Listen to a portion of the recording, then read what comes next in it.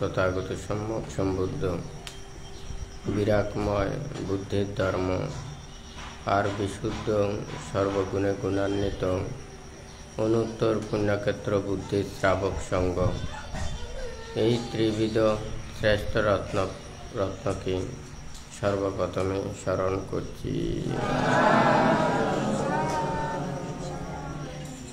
আজকে রাঙ্গুনিয়া উপজেলাধীন মরিয়মনগরের গুমায় বিলস্ত বৌদ্ধ মহাধাতু চিত্তে উপস্থিত অত্র প্রতিষ্ঠানের সদ্ধর্মপ্রাণ উপাসক উপাসিকা তথা বিভিন্ন জায়গা হতে আগত সদ্ধর্মপ্রাণ উপাসক উপাসিকা বৃন্দ, আপনাদের উদ্দেশ্যে কিছু ধর্ম উপদেশ প্রদান করার প্রারম্ভে প্রত্যেকের প্রতি মৈত্রীময় আশীর্বাদ জানাচ্ছি।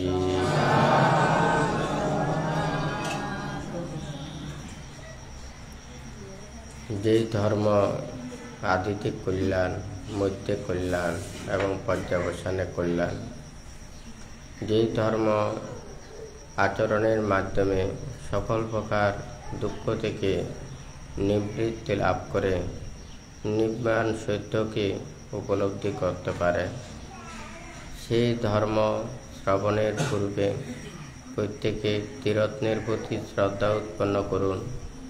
কর্ম ও কর্মফলকে বিশ্বাস রেখে নীরবে ধর্ম শ্রবণ করুন।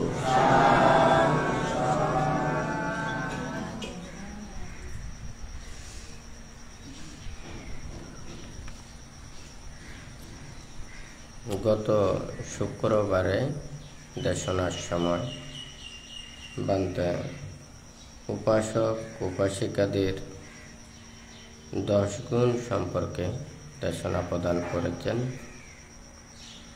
আজকে যেহেতু বান্তে ওখানে 10টার কথা বলেছেন, আজকে সেগুলো নিয়েই বান্তে এখানে আলাপ আলোচনা করবেন।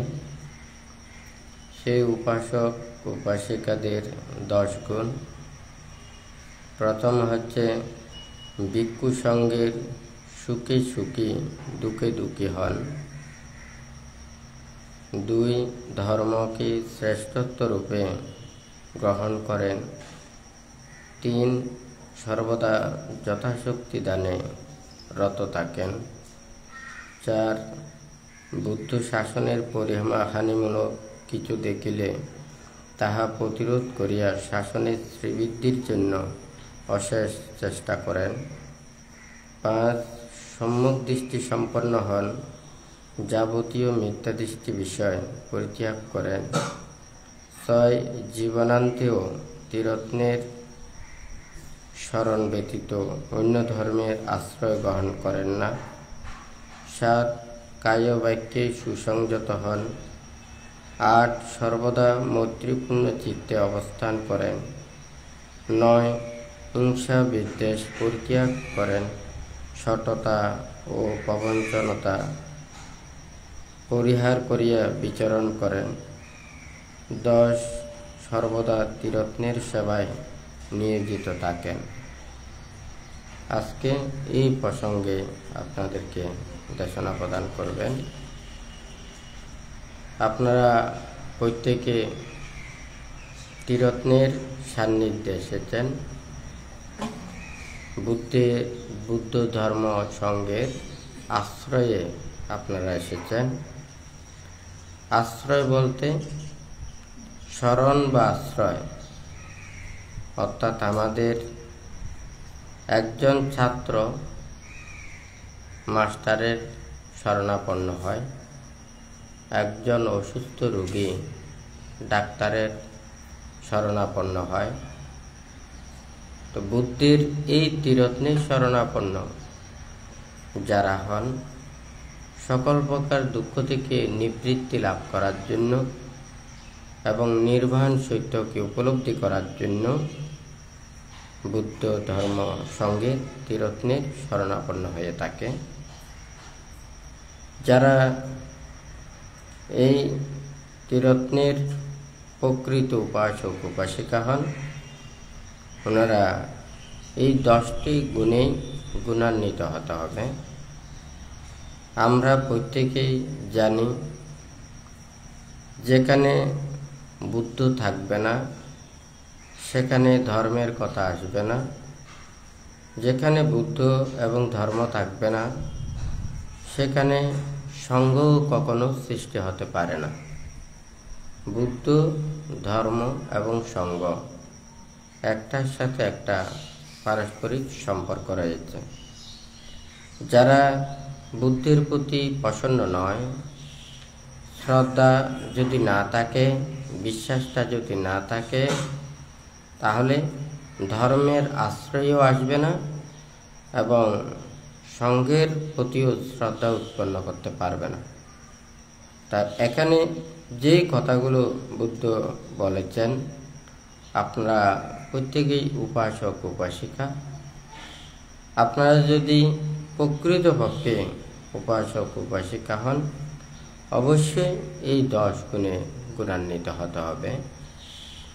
ভিক্ষু সঙ্গের সুখে সুখী, দুঃখে দুঃখী, অর্থাৎ সঙ্ঘের সেবায় প্রতিক্ষণ নিয়োজিত থাকা, আমাদের সঙ্ঘের ভালো মন্দ, সুখে দুঃখে সব কিছুতে দেখা। তাহলে আমাদের এই ভিক্ষু সঙ্ঘের প্রতি সুখে সুখী দুঃখে দুঃখী যদি না হয়, তাহলে প্রকৃত উপাসক উপাসিকা হওয়া যাবে না। তো এই দ্বিতীয়, এখানে ধর্মকে শ্রেষ্ঠত্ব রূপে গ্রহণ করেন। বান্তে বলেছেন যে বুদ্ধকে মাথায় রাখার জন্য, ধর্মকে বুকে রাখার জন্য। আমাদের এই যে হৃৎপিণ্ড না থাকলে আমরা বাঁচব না, মাথা না থাকলেও আমাদের জীবন থাকবে না। তাহলে বুদ্ধকে মাথায় রাখতে বলেছেন, ধর্মকে বুকে রাখতে বলেছেন, আমরা প্রতিক্ষণ চলার জন্য সঙ্ঘের আশ্রয়ে থাকতে বলেছেন। এখানে ধর্মকে শ্রেষ্ঠত্ব রূপে গ্রহণ করেন, অর্থাৎ বুদ্ধরত্ন, ধর্মরত্ন, সঙ্ঘরত্ন, টাকা পয়সা, ধন রত্ন যত কিছু রয়েছে, আমাদের সব চাইতে শ্রেষ্ঠত্বে রাখতে হবে ধর্মকে। কারণ ধর্ম নেই, তাহলে আমরা বেঁচে থেকেও আমাদের আর কোনো কিছু নেই।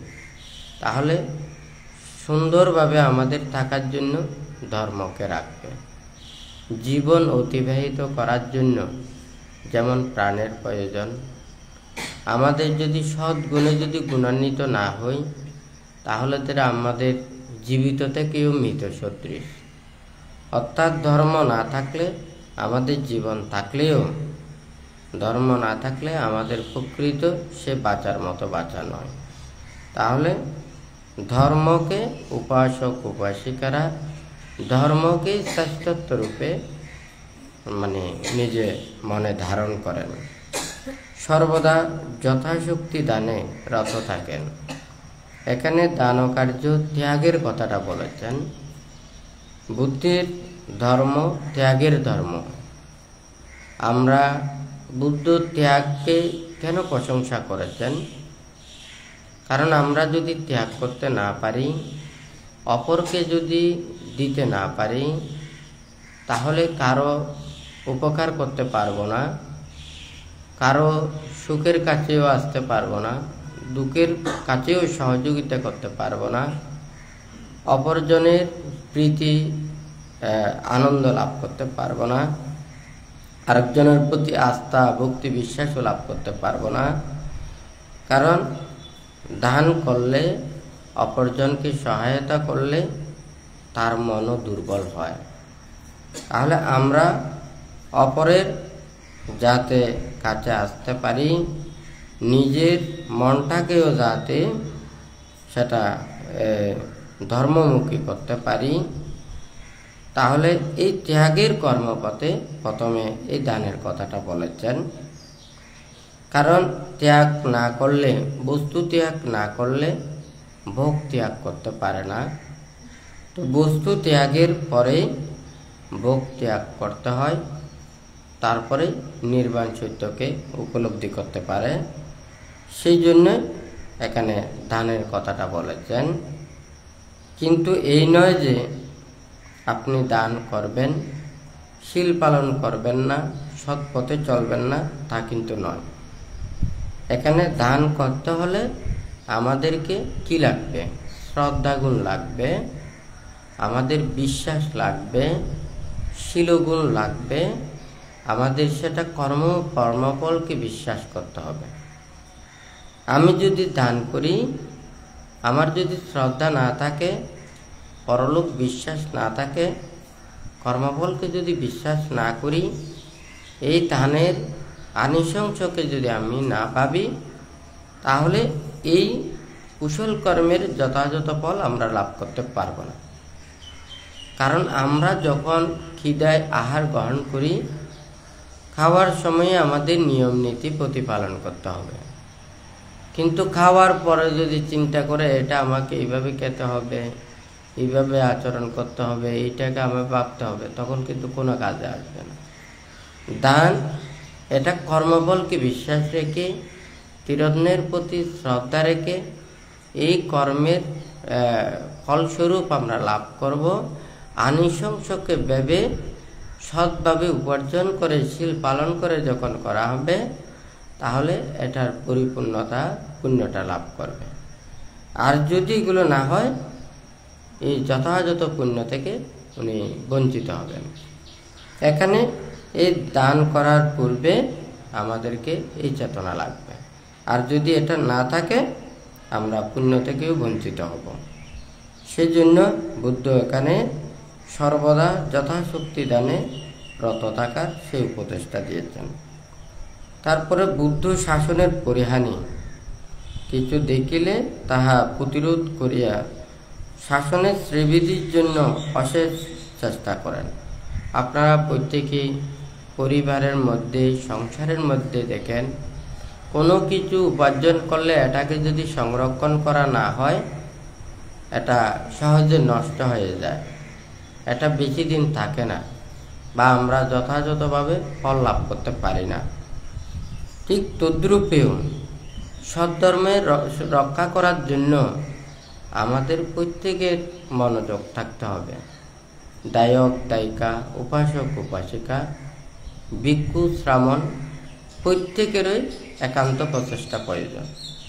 শুধু দায়ক দায়িকা দেখলে হবে না, শুধু ভিক্ষু শ্রামণ দেখলে হবে না, কারণ একটার সাথে একটা পারস্পরিক সম্পর্ক রয়েছে, যেটা ভিক্ষু শ্রামণ দায়ক দায়িকারা সশীল বিনয় ধর্ম নীতিতে ওখানে চলা এবং নিজেদের কর্তব্য কর্মে রত থাকা।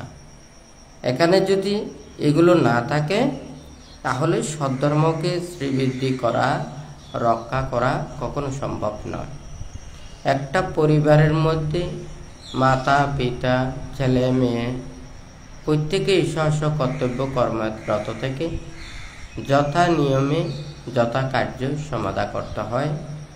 ঠিক তদ্রূপ ভিক্ষু শ্রামণ দায়ক দায়িকা উপাসক উপাসিকারা স্ব কর্তব্য কর্মে যদি রত থাকে এবং শীল বিনয় ধর্ম যদি আচরণ করে, তাহলে এই সদ্ধর্ম শ্রীবৃদ্ধি সাধিত হবে।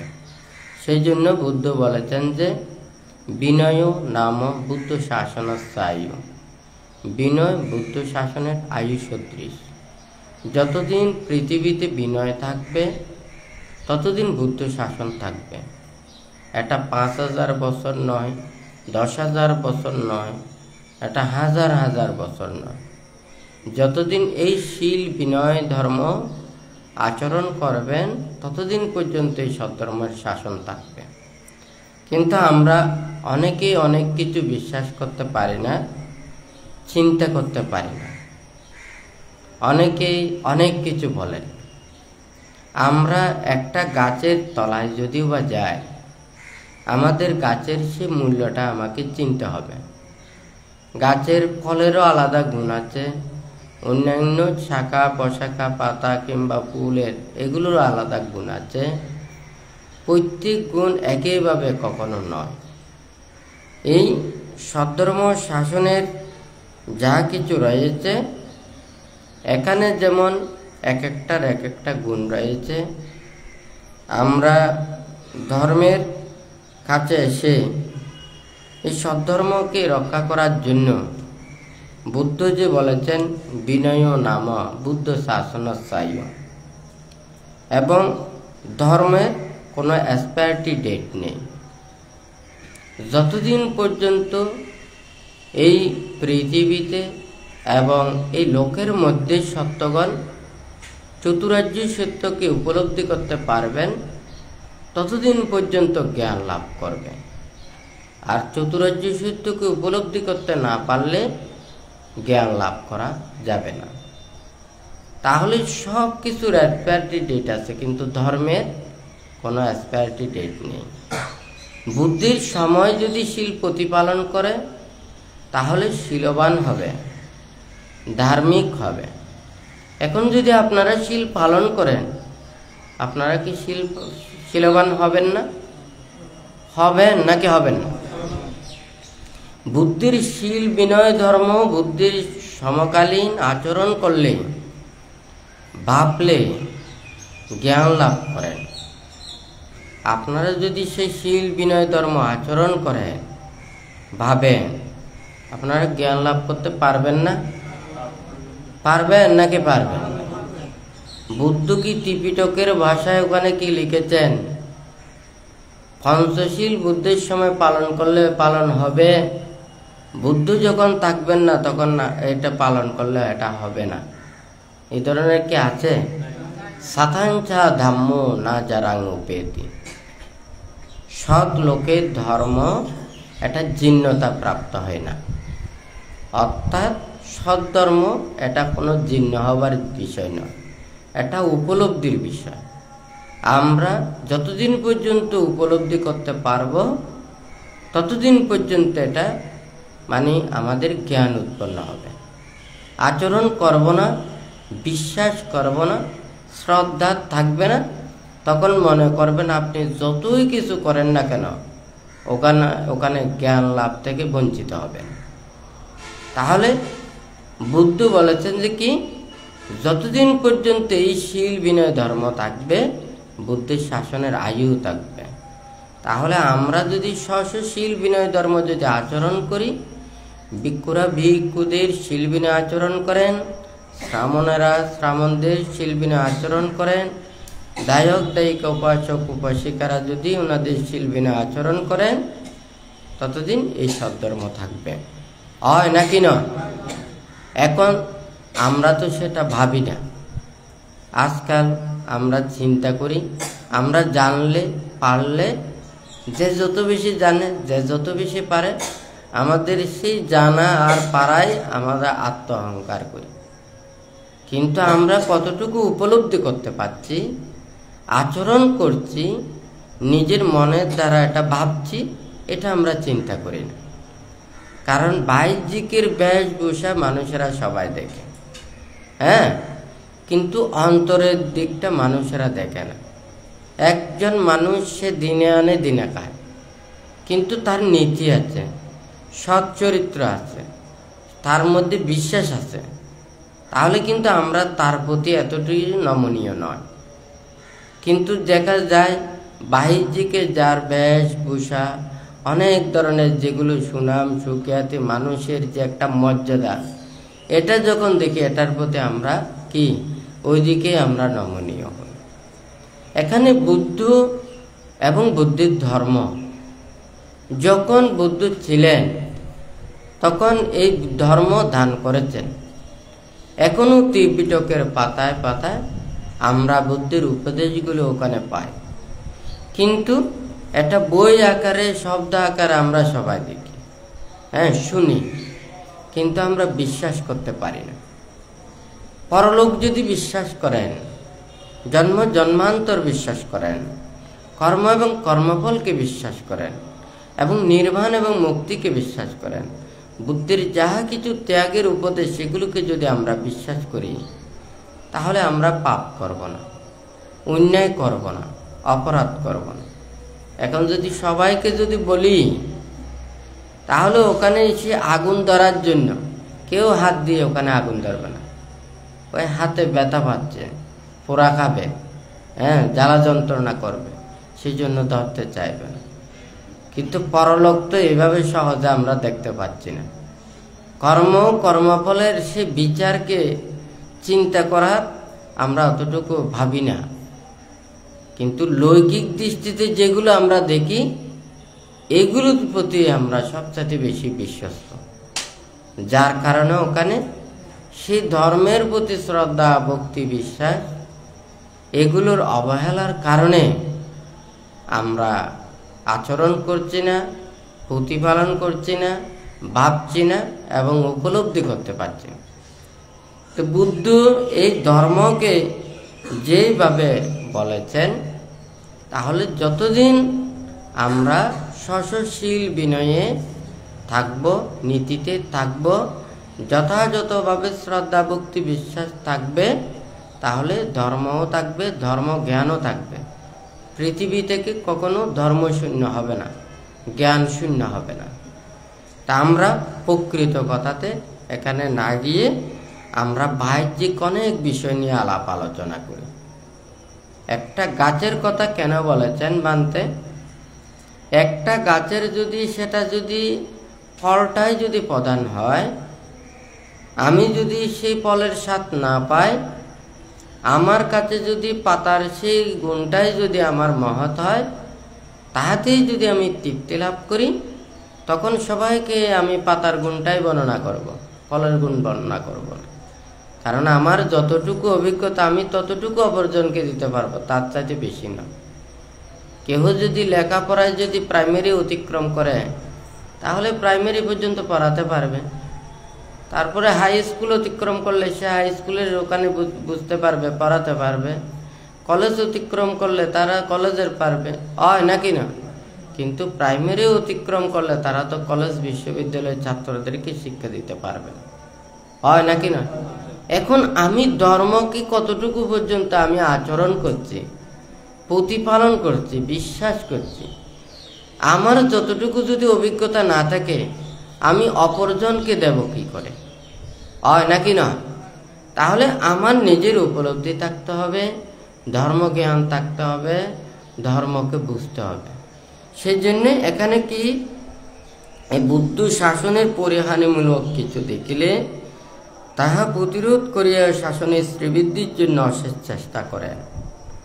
আপনার যদি পিতা হয়, পিতার প্রতি যদি শ্রদ্ধা থাকে, তাহলে পিতার যদি ওখানে দুঃখ পেলে, কষ্ট পেলে, আপনারা সেই দুঃখ থেকে পরিত্রাণ পাওয়ার জন্য, ওকে সুখে দেওয়ার জন্য আপনি বিপদ আপদে সহায়তা করবেন। কিন্তু সেটাকে যদি আপনি পিতারূপে না মানেন, শত্রু রূপে মনে করেন, তাহলে সে যত বেশি কষ্ট পায় আপনি খুশি হবেন, আনন্দিত হবেন, হয় নাকি না? আমরা উপাসক, উপাসিকা, ভিক্ষু, শ্রামণ, তাহলে এই সদ্ধর্মের পরিহানি দেখলে, সদ্ধর্মের অবনতি দেখলে, কোনো অশ্রদ্ধা দেখলে, আমাদেরও প্রত্যেকেই ধর্মের প্রতি শীল, বিনয়, নিয়মের প্রতি রেখে আমাদের একটা প্রচেষ্টা চালানো উচিত।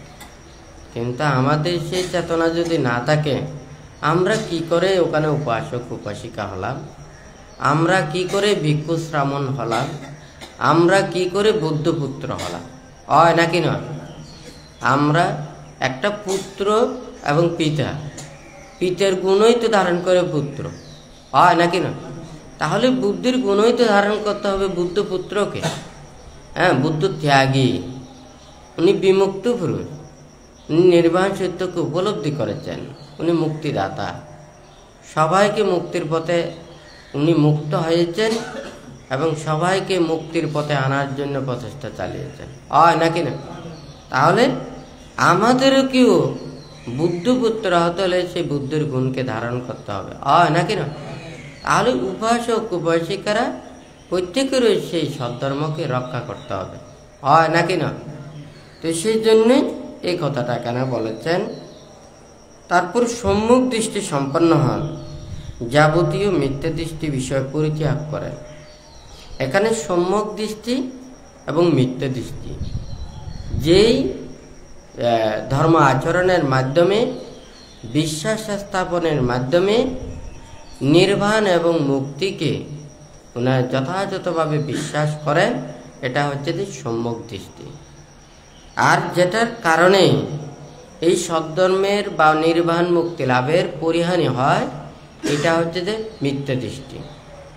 আবার যদি আর্য অষ্টাঙ্গিক মার্গে যদি সম্যক দৃষ্টি সম্পন্ন হন, অর্থাৎ যারা প্রকৃত পরিশুদ্ধ এবং সম্যক দৃষ্টি সম্পন্ন হন, তাহারা চতুরার্য সত্যকে উপলব্ধি করেন। সত্য অনেক প্রকার, বাহ্যিক দৃষ্টিতে সত্য, আর একটা হচ্ছে যে লোকোত্তর দৃষ্টিতে সত্য।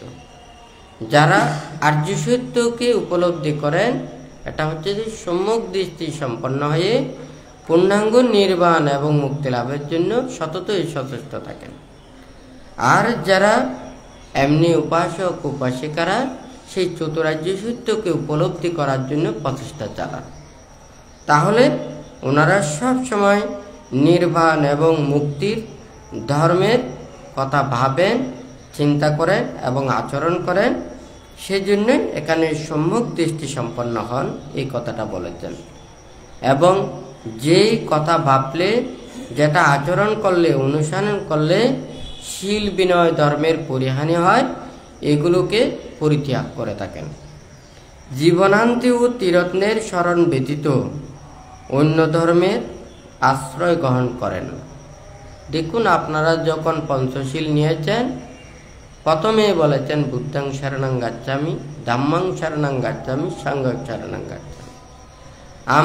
আপনারা যখন আবার সংসার ত্যাগ করে শ্রমণত্ব হবেন, তখনও ওখানে দেখা যায় বুদ্ধম শরণম গচ্ছামি, ধাম্মম শরণম গচ্ছামি, সংঘম শরণম গচ্ছামি। এই তিনটার শরণাপন্ন হয়ে ওনারা শ্রমণত্ব লাভ করেন।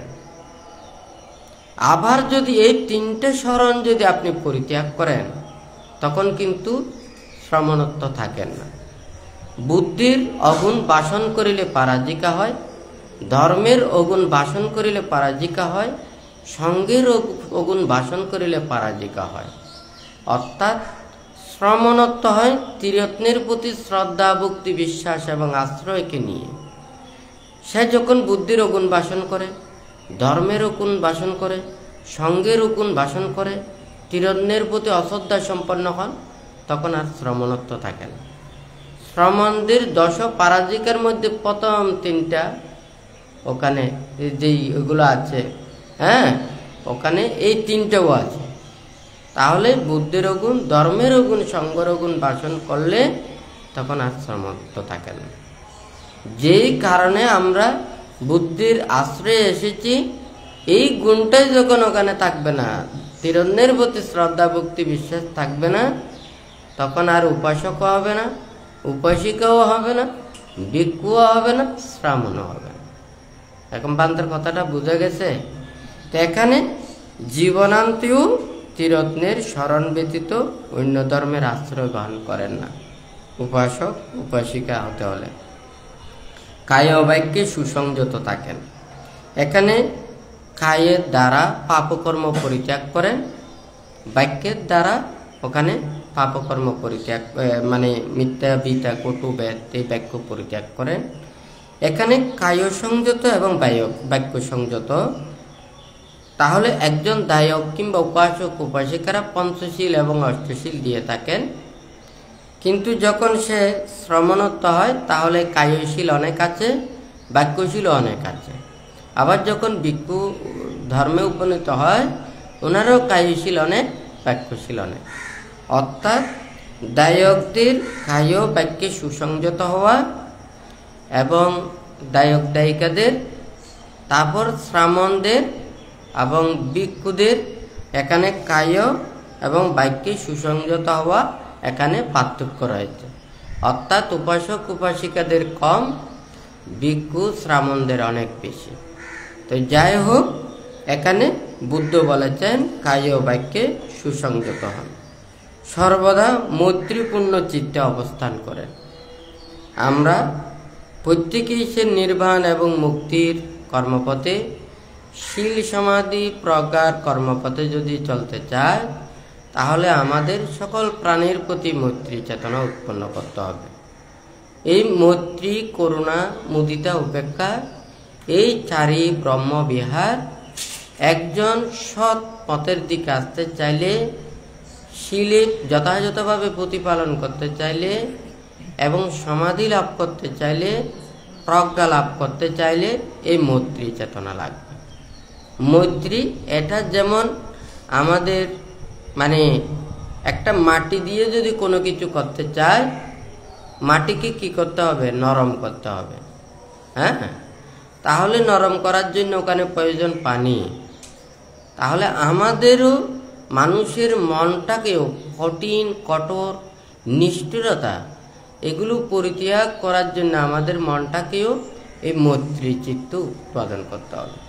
হ্যাঁ, এই মৈত্রী চিত্ত উৎপন্ন করা, অপরের মায়া, মমতা, স্নেহ, অপরের উপকার, কল্যাণ, এই মৈত্রী চেতনা না থাকলে কোনোদিন সম্ভব নয়।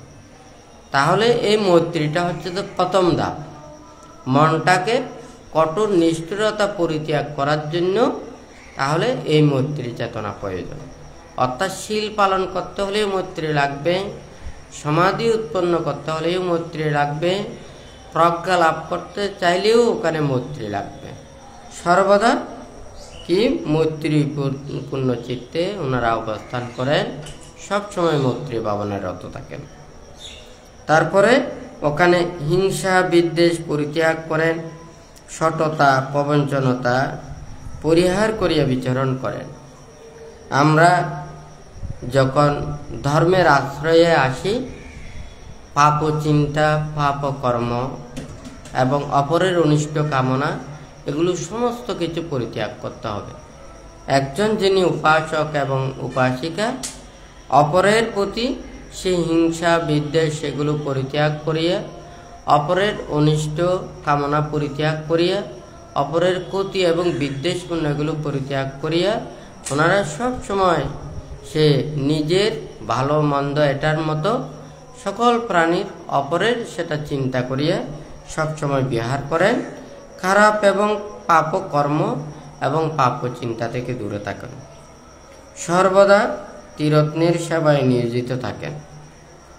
ধর্মই বুদ্ধই শ্রেষ্ঠ শরণ, ধর্মই শ্রেষ্ঠ শরণ, সঙ্গই শ্রেষ্ঠ শরণ। নিজের জীবনের সাথে এবং ধর্মের সেবায় সবসময় রত থাকেন। তো যতদিন পর্যন্ত এই উপাসক উপাসিকারা, ধার্মিক উপাসক উপাসিকারা এই দশবিধ বিষয় সম্যক রূপে জ্ঞাত হয়ে তাহা যদি আচরণ করেন, অনুশীলন করেন, প্রতিপালন করেন, তাহলে এই সদ্ধর্মে দিন দিন উত্তরোত্তর শ্রীবৃদ্ধি রেখে কোনো দিন পরিহানি হইবে না।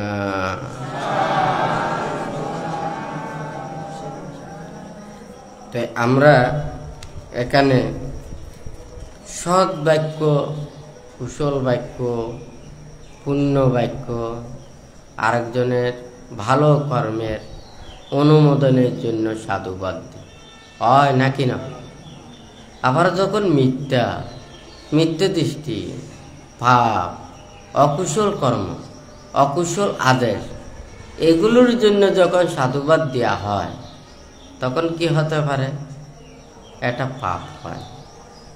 অনেক সময় আমরা জ্ঞাতসারে অজ্ঞাতসারে মিথ্যে দৃষ্টি ধর্ম দেশনা প্রদান করেন, অপরজনের অনিষ্ট বাক্য ভাষণ করেন এবং অপরজনের মধ্যে সন্দেহ উৎপন্ন করেন এবং মানুষের কুশল চেতনাকে পরিহানি করেন। তখন দেখা যায় ওখানে না জেনে না বুঝেও সাধুবাদ দিয়ে থাকে। ভান্তে মাঝে মধ্যে ওখানে দেশনায় বলেন, আপনারা প্রতিক্ষণ ধর্ম কথা শুনেন, ধর্মের আনুশংসের কথা শুনেন। যখন কঠিন চিবর দান আসে, কঠিন চিবর দানের অনেক মহৎ এবং পুণ্য ফলের দেশনা ওখানে দিয়ে থাকেন। যখন সঙ্গদান করেন, তখন সঙ্গদানের অনেক কিছু আনুশংসের কথা দেশনা করেন, শোনেন। তারপরে অষ্টপরিষ্কার দান তথা বিভিন্ন দানময় কর্মের যখন আনিসংসের কথাটা শোনেন, তখন আপনারা ওখানে সাধুবাদ প্রদান করেন।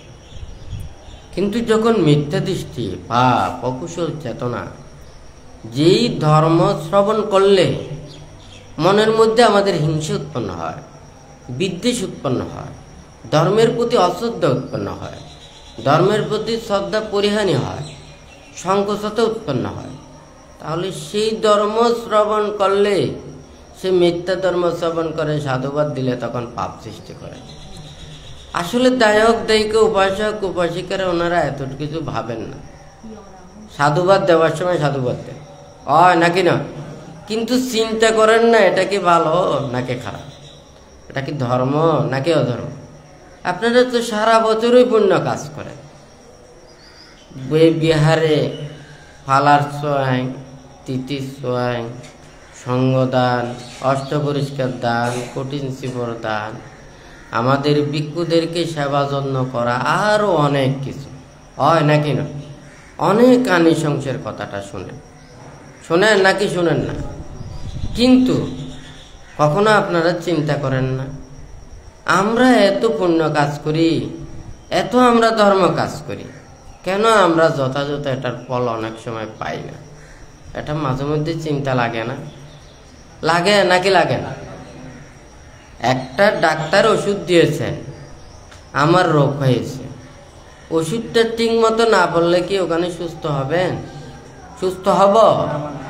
হ্যাঁ, এখন রোগ হয়েছে একটা, ওষুধ দিয়েছে আর একটা, আর ওষুধের গুণও যদি না থাকে তাহলে তো সারা বছর ওষুধ খেলেও কখনো সম্ভব না। হ্যাঁ, কেন? বুদ্ধির দেশনা শ্রবণ করতে করতে ওনারা জ্ঞান লাভ করেছেন, প্রজ্ঞা লাভ করেছেন, হয় নাকি না? এখন দেখা যায় পুরো ত্রিপিটক মুখস্থ বলছেন, কিরে সারাদিন কোনো জ্ঞানের ওখানে জ্ঞান নেই। হ্যাঁ, বুদ্ধির সময় ওখানে তিরস্কৃত হয়ে ভিক্ষু বনে জঙ্গলে ধ্যান করেছেন। হ্যাঁ, একটা গাতা পাঠ করছেন, দেবতারা সাধুবাদ দিতেন। এদিকে ত্রিপিটক বিশারদ অনেক সূত্র দেন, ওনারা সারাদিন বললে দেবতা সাধুবাদ দেন, হয় নাকি না? এগুলো শোনা যায় না? হ্যাঁ, কিন্তু আমরা তো গুণ চাই না, আমরা নাম চাই, নাম পাইলে হয়ে যায়, হয় নাকি না? আমাদের ফল চাইতে হবে, আমাদের লাভ চাইতে হবে, প্রকৃত গুণ চাইতে হবে, হয় নাকি না? এগুলো আমরা যদি না চাই তাহলে ওখানে কি করে আমরা ফল পাব? বুদ্ধির প্রতি শ্রদ্ধা উৎপন্ন করে ওনারা যথাযথভাবে ওনারা চলতেন। কিন্তু এখন তো মনে করেন ধর্ম কথা অনেক জানেন, আপনি দায়ক, আপনি উপাসক উপাসিকা, ঠিক আছে, আপনি হয়তো ওখানে পঞ্চশীল প্রতিপালন করতে পারেন না, কিন্তু ধর্মের প্রতি শ্রদ্ধা ভক্তি বিশ্বাস তো আপনার থাকবে, হয় নাকি না? সে আন্তরিকতা থাকলে একদিন না একদিন এটার ফল পাবেন, হয় নাকি না? আমি সংসারের কারণে পারছি না, আমি চাকরি করি, আমি অফিস করি, ব্যবসা করি, আমি আরেকজনের কাজ করি, ওখানে আরেকজনের কাজ হলে আমাকে ওখানে মিথ্যা কথা বলতে হচ্ছে, অন্যায় করতে হচ্ছে, হয় নাকি না? কিন্তু এটা তো চাকরিতেই আছে, আমি তো বলার আর কোনো কিছু নেই, মালিক যেটা বলছে সেটা, হয় নাকি না? এটা একটা চাকরি মনে করা আর নিজের জীবন আর ধর্ম মনে করা। বুদ্ধির সময় সৈনিক ছিল, সৈনিকেরা সবসময় অস্ত্র নিয়ে থাকতেন। বুদ্ধের কাছে যখন এসেছেন ওনারা বুদ্ধকে শ্রদ্ধা করেননি? হ্যাঁ, শ্রদ্ধা করেছে, বন্দনা করেছে, পূজা করেছে, সেবা করেছে। বুদ্ধ তো সৈনিককে বলে নাই, সৈনিক আপনি এই যে অস্ত্র পরিহার করুন। বুদ্ধির যখন আশ্রয়ে আসতেন তাহলে এগুলো পরিত্যাগ করে আসতে হবে, কিন্তু উনি তো কাজ করেন, উনি তো ওখানে রাজার কাজ করেন, সৈনিকের দায়িত্ব প্রতিপালন করেন, ওনার দায়িত্বটাই হচ্ছে ওনার কর্ম, হয় নাকি না? একটা রাজা, উনি রাজা যখন ওখানে অনেক প্রকারের শাস্তি দেন, ওনাকে অনেক প্রকারের দণ্ডের আদেশ দেন, বুদ্ধ তো রাজাকে বলেন, রাজন আপনি এই দণ্ড পরিত্যাগ করুন, বুদ্ধ এই কথাটা বলেন। কিন্তু রাজা যখন বুদ্ধের সান্নিধ্যে আসতেন, আমি মুক্তি চাই, নির্বাণ চাই, আমি সংসার থেকে পরিত্রাণ পেতে চাই, তখন এইগুলো পরিত্যাগ করে আসার জন্য বুদ্ধ উপদেশ দেবেন। কিন্তু যতক্ষণ না পর্যন্ত বুদ্ধির সান্নিধ্যে আসে নাই, বুদ্ধির নিয়ন্ত্রণে আসে নাই, তখন কিন্তু বুদ্ধ তাদেরকে বলে না। হয় নাকি না? আপনারা সংসারের মধ্যে সংসারের কর্তব্য কর্ম ওখানে প্রতিপালন করার জন্য কেউ 5টা শীল পালন করেন, কেউ 4টা, 3টা, 2টা, 1টা, কারো আছে একটাও নেই। হয় নাকি না? এখন আপনাদেরকে তো জোরাজোরি এগুলো করার কোনো কিছু এখানে নেই। তবে ধর্মের প্রতি শ্রদ্ধা ভক্তি বিশ্বাসটা থাকলে তাহলে ওনারা যতটুকু পারেন ওটার জন্য চেষ্টা করবেন। হয় নাকি না? কথাটা সত্য না মিথ্যা? এখানে বান্ধে সাধুবাদের কথাটা বলেছেন কেন? আমাদের জ্ঞান দিয়ে আমাদেরকে বিচার করতে হবে। পুরো ত্রিপিটক যদি মুখস্থও করে যায়, চতুরার্য সত্যের দেশনাও বলেন, আর্য অষ্টাঙ্গিক দেশনাও বলেন, উনি যদি সেগুলোকে যদি আচরণ না করেন, বিশ্বাস না করেন, প্রতিপালন না করেন, উপলব্ধি না করেন, আমাদের কোনো কিছু ওখানে কাজে আসবে না। যেমন মনে করেন আমরা যদি খেয়ে যদি সেগুলোকে হজম করতে না পারি, জানতে না পারি, সেগুলোকে রক্ষা করতে না পারি, যতই প্রোটিন ভিটামিন খাওয়া খাক না কেন, কি তার শরীরে কিন্তু ওটা পুষ্টি আসবে না। হয় নাকি না? যে হজম করতে পারবে, সেগুলো জানতে পারবে, সেগুলোকে সহ্য করতে পারবে, সে কিন্তু এগুলোকে রক্ষা করতে পারবে। হয় নাকি না? তো ঠিক তদ্রূপেও ধর্মকে উপলব্ধি করা। একটা চামচ যেমন ওখানে তরি তরকারিতে জীবন থেকে শেষ পর্যন্ত, অর্থাৎ ব্যবহার থেকে যতক্ষণ ভাঙা শেষ পর্যন্ত কি থাকে? তরকারিতে থাকে। কিন্তু তরকারির স্বাদ কি চামচে জানতে পারে না, কিন্তু জিহ্বাই জানতে পারে। হয় নাকি না?